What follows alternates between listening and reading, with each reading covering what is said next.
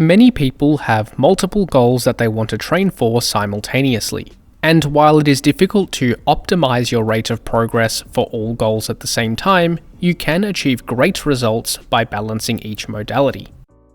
The first and most important consideration to balance different training goals is your practical constraints. In other words, how much total time and effort are you feasibly willing to dedicate to your various training goals each week? This sets the overall boundaries to build your training routine within. Our practical constraints will influence the total workload of exercise you perform, and therefore how much time and effort you are able to dedicate to each individual goal. To determine practical constraints, we need to take into consideration factors like work, school, family obligations, social life, and simply your personal preferences. We don't want exercise to impede other aspects of our life, it should enhance our overall quality of life. So it is important to exercise an appropriate amount that is realistic and sustainable for your current lifestyle. For some, this might mean being able to train twice per day every day, and for others it might mean a total of only a few short exercise sessions per week. Once we have established our practical exercise constraints, we can then decide what we want to do with this time. Ideally, we would be able to train maximally for all our different training goals. But unfortunately, this is almost never possible due to the practical limitations we discussed. For most goals, doing more is generally beneficial, but probably follows a diminishing returns response. Doing a little bit has a very high return on investment, so to speak, but the more time and effort you dedicate to training, the less additional benefits you get. To determine your priorities, it will be based on how many different training goals you have and which ones are most important to you. We should probably dedicate more time and effort towards the goals that are most important, and less to the ones which aren't as important. This will allow us to progress at a faster rate for the goals which we put more time and effort into, and progress at a slightly slower rate for the goals we are putting less time and effort into. It should also be noted that the amount of effort required to progress at any exercise goal changes based on your level of advancement. If you are new to an exercise, even the lowest amount of training will yield significant benefits. But as you become more and more advanced, the volume and intensity required to promote an adaptation becomes greater. This means it might only take a very small amount of training to achieve the progression you are after if you are new to the exercise modality. But if you are highly advanced at the same task, it will take more time and effort to achieve any significant improvement. It is also useful to consider whether the multiple goals you are training for are facilitative for each other or could potentially impede each other. In most cases, most goals won't majorly impede one another, but the higher the workload of a task and the more advanced someone is at a task, the more likely it is that it will impede another goal. This is mostly due to the time and effort required by the exercise goal, which simply takes away time and effort you could be dedicating to the other goal. But also, there is potentially a small interference effect that we should consider in some cases. The interference effect is the impedance of aerobic and anaerobic exercise on each other. Aerobic exercise is that which primarily utilizes the aerobic energy systems, meaning it requires oxygen to produce energy. These are our typical endurance forms of exercise, like distance running, cycling, or swimming. While anaerobic exercise are those which utilize the anaerobic energy systems to produce energy, meaning those which don't require oxygen. This includes any form of speed, power, or strength training like sprinting, jumping, and lifting in the gym. When performing both forms of training concurrently, it is possible for aerobic and anaerobic exercise to inhibit the development of each other, which is known as the interference effect. However, the magnitude of interference is probably not all that relevant in most contexts. This meta-analysis aimed to assess the overall effect and factors that influence the degree of interference between aerobic and anaerobic training goals. Overall, lower body hypertrophy, strength, and power all seem to see the greatest gains with resistance training only. Although when resistance training and endurance training are performed simultaneously, these adaptations are still able to be achieved, just to a slightly lesser degree. And in terms of endurance outcomes, the addition of resistance training doesn't seem to inhibit endurance at all. Furthermore, the volume and intensity of endurance training will influence the degree of interference we experience. The more days per week that endurance exercise is performed, the more interference it seems to have on anaerobic outcomes. And performing longer endurance sessions also seems to promote greater interference for these outcomes too. So even with pretty intense endurance training schedules, you can still make progress with other anaerobic training goals. Low volume and intensity endurance training probably won't have much or any detectable effect on anaerobic training outcomes. But if you decide to perform lots of intense endurance training, it might slightly inhibit your rate of power, strength, or muscle development, but the overall effect will still be positive. But this small trade-off is probably worth it if you have simultaneous endurance goals. And it doesn't seem that anaerobic training has an interference on aerobic outcomes, so this isn't something to worry about. While there might be a small interference effect of endurance exercise on power, strength, and hypertrophy development, other training goals can be very compatible with each other. Different anaerobic goals are all going to be pretty compatible and might even enhance one another. Speed, power, strength, and hypertrophy goals are all pretty compatible, meaning they likely won't inhibit the development of each other. Strength and hypertrophy training, for example, are probably going to be complementary.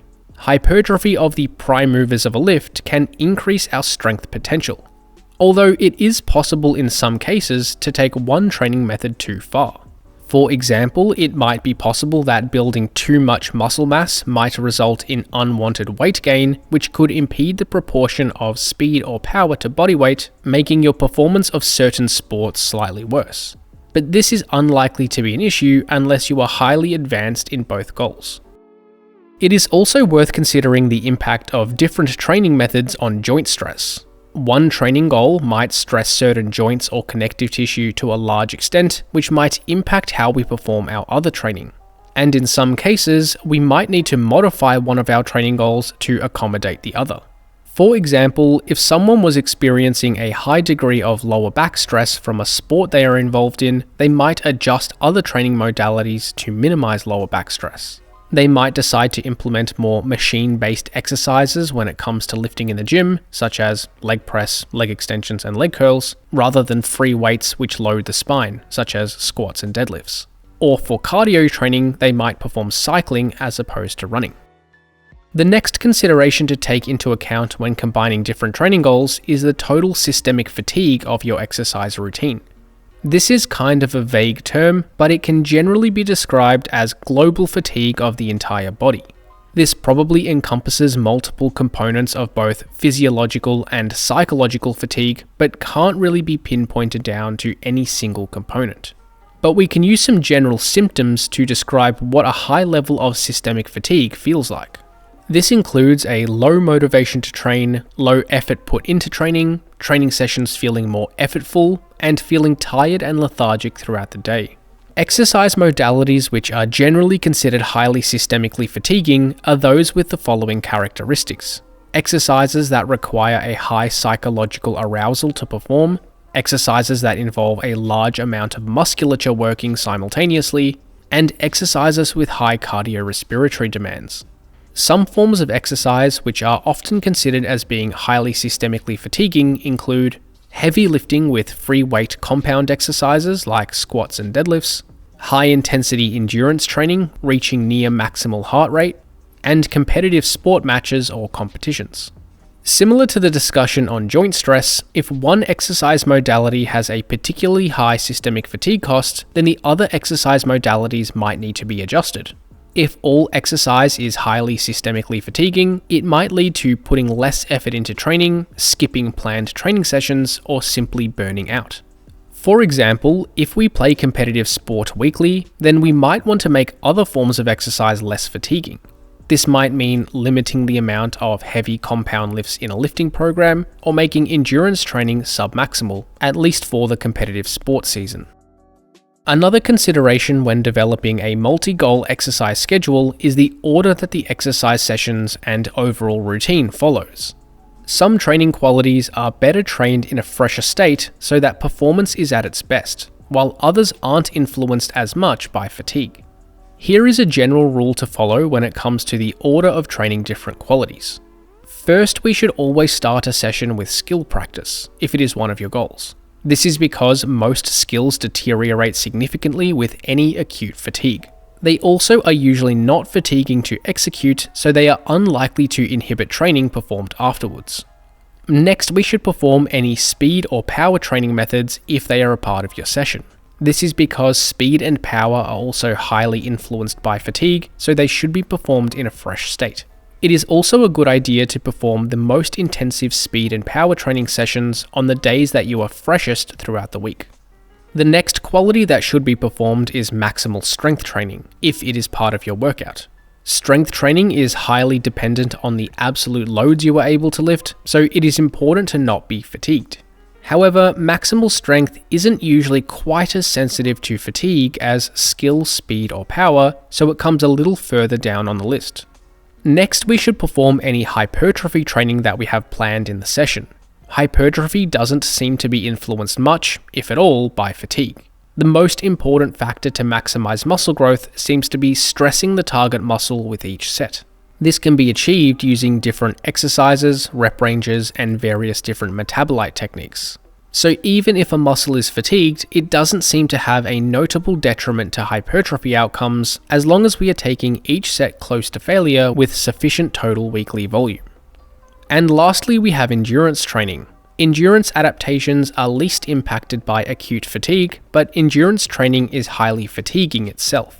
So it makes sense to perform endurance training last in a workout, and its proximity to other training sessions throughout the week also isn't a major concern. So when we develop a training routine, we should keep this order in mind. And the last important consideration for multi-training goals is the concept of periodization. In this context, periodization is referring to how much time and effort we dedicate to each training goal at different times of the year.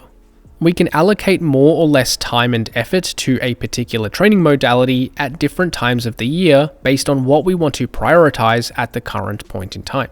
And then the focus could shift to a different training goal at a different time of the year. For example, let's say we want to combine the goals of hypertrophy and a seasonal sport. We might dedicate more time and effort to our sport during the season for sport practice and competitive matches. During this time, we might not be able to lift as often or with as much intent as we otherwise would. Then for the rest of the year, when we aren't in season, we might prioritize hypertrophy by lifting more frequently and with more intent. At this stage, sport will likely be de-emphasized, where you just perform a little skill practice and cardio to prevent too much detraining. Now let's go through a few example training routines which combine different training goals using the principles we have discussed. Each example centers around muscle growth as one of the main goals, since this is the most applicable to this channel. In this first example, let's take someone who wants to get stronger at some of the classic compound strength lifts like the squat, deadlift, bench press, barbell overhead press, and pull-ups. They also want to gain muscle mass across the entire body. Their practical constraints allow them to train 4 times per week for a maximum duration of 60 minutes. A training routine for this individual might look something like this. The routine follows an upper-lower training split, training the upper and lower body 2 times per week each. Each session starts with 1 or 2 of the main strength lifts when the lifter is least fatigued. These are trained with heavier loads within the 1 to 5 rep range and longer rest periods to ensure performance is maximized. Then hypertrophy exercises are performed following the strength lifts. These lifts are trained with more moderate rep ranges with an emphasis on training closer to failure rather than lifting heavy loads. They also involve slightly shorter rest periods since hypertrophy isn't as reliant on load and rep performance. Next, let's look at an example routine which combines hypertrophy and endurance. This individual wants to build muscle mass while simultaneously improving their cardiorespiratory fitness. Although they aren't training for any specific endurance event, they just want to improve general fitness levels. Let's say this individual can train 5 total sessions per week across both lifting and endurance training, with each session lasting no more than 60 minutes. A routine for this individual might look something like this. Here we have 3 lifting sessions and 2 endurance sessions per week. The endurance workouts are performed on separate days to the lifting workouts to minimize any potential interference effect. The hypertrophy training sessions follow a legs push-pull split. This is so that the legs are able to be trained early in the week when they are freshest and aren't fatigued from the endurance training. The endurance training consists of running for the first workout and cycling for the second workout, since the endurance goal is not specific to any particular modality or event. And lastly, let's look at a routine which combines the goals of hypertrophy and sport. This individual wants to build muscle mass, but also perform at a decent level for their recreational sport. The practical constraints for this individual is that they have sport practice once per week and plays a competitive match once per week during their season. Therefore, they only have 2 other days available to lift per week. But during the off-season, there is no sport practice or competitive matches, so they can lift 4 times per week since there is no sport. For this individual, an in-season routine might look something like this. Here we have sport 2 times per week on Wednesdays and Saturdays, and lifting is performed 2 times per week on Mondays and Thursdays. Monday follows a push routine, training the chest, triceps, quadriceps, and shoulders, while Thursday's session trains the back, biceps, hamstrings, and rear delts. The total volume for leg training is low since they will be heavily used during the sport training, and the entire lifting routine uses exercises with a low systemic fatigue cost since sport is already quite fatiguing.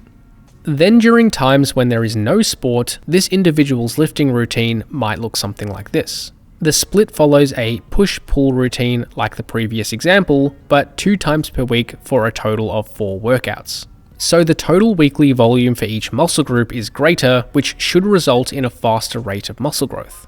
And the exercises chosen include more compound lifts as total systemic fatigue is lower since no sport is being played. To summarize this video, let's establish some practical recommendations. To balance different training goals, we should account for the following principles. First are practical constraints, such as how much time and effort you are feasibly willing to exercise each week. This will set the boundaries as to how much total exercise you will perform per week across different goals. Then, based on your training priorities, you can decide on how much time and effort you want to dedicate to each different training modality. It makes sense to spend more time and effort on the goals which are a higher priority and less on those which are a lower priority. Our training plan should also take into consideration the compatibility between your different training goals.